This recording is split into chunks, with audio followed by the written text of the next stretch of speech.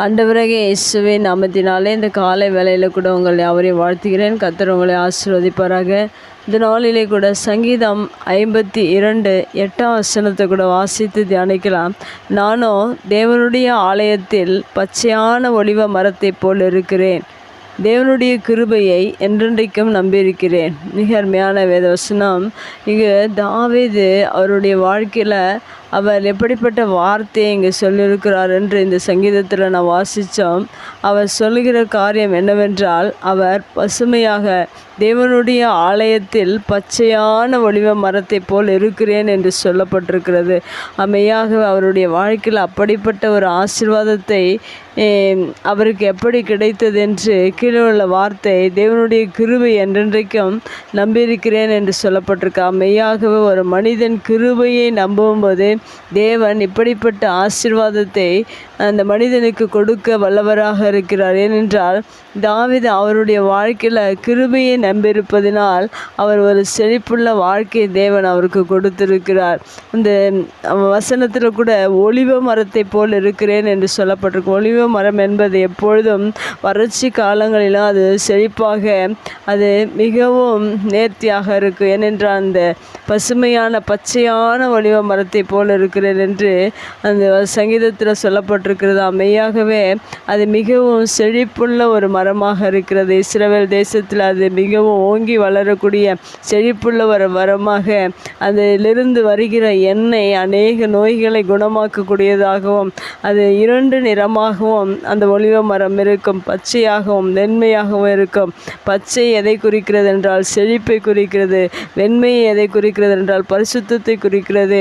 கர்த்தருடைய ஆலயத்தில் ஒரு மனிதன் இருக்கும்போது அவருடைய வாழ்க்கையில் செழிப்பையும் அவருடைய வாழ்க்கையில் பரிசுத்தத்தையும் அநேகருக்கு சுகமளிக்கிற ஒரு வல்லமையும் தேவன் உங்களுடைய வாழ்க்கையில் கொடுக்கிறவராக இருக்கிறார்.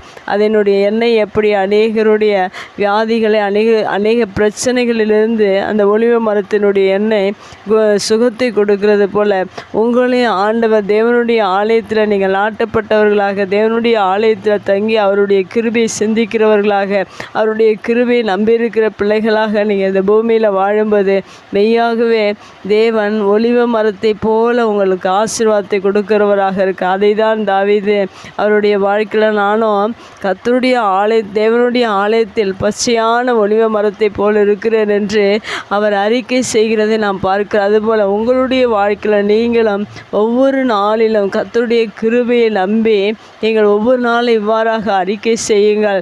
நான் தேவனுடைய ஆலயத்தில் பச்சையான ஒலிவ மரத்தை போல் இருக்கிறேன் என்று நீங்கள் அறிக்கை செய்வீர்கள் என்றால் உங்களுடைய வாழ்க்கையிலும் செழிப்பையும் பரிசுத்தத்தையும், அநேகருக்கு உதவியாக, அநேகருக்கு நன்மைகளை செய்யக்கூடிய ஒரு பாத்திரமாக தேவன் உங்களையும் மாற்றி உங்களையும் ஆசீர்வதிக்க வல்லவராக இருக்கிற அந்த புதிய நாளில் தாவீதை போல நீங்களும் அறிக்கை செய்யுங்கள். உங்களுடைய வாழ்க்கையிலும் அந்த பசுமையான வாழ்க்கையை, செழிப்புள்ள வாழ்க்கையை, அநேகருக்கு ஆசீர்வாதமுள்ள வாழ்க்கையை, பரிசுத்த வாழ்க்கையை பெற்றுக்கொள்ள கிருபையை நீங்கள் நம்பி வாழுங்கள். கர்த்தர் உங்களை ஆசீர்வதிப்பார். கண்களை முடிச்சு ஜெபிக்கலாம். எங்கள் அன்பு தகப்பனே, இந்த அருமையான வார்த்தைக்கு நன்றி செலுத்துகிறோம்.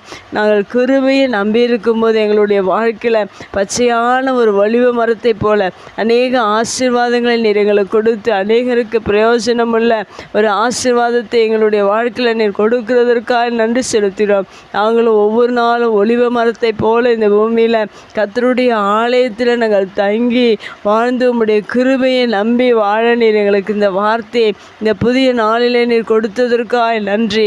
அநேகருடைய வாழ்க்கையில் இப்படிப்பட்ட ஆசீர்வாதத்தை ஒலிவ மரத்தை போல செழிப்புள்ள ஒரு வாழ்க்கையை நீர் கொடுத்து ஆசீர்வதிப்பீராக.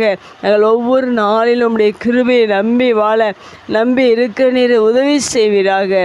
இயேசுவின் நாமத்தில் ஜெபங்கள் நல்ல பிதாவே, ஆமேன்.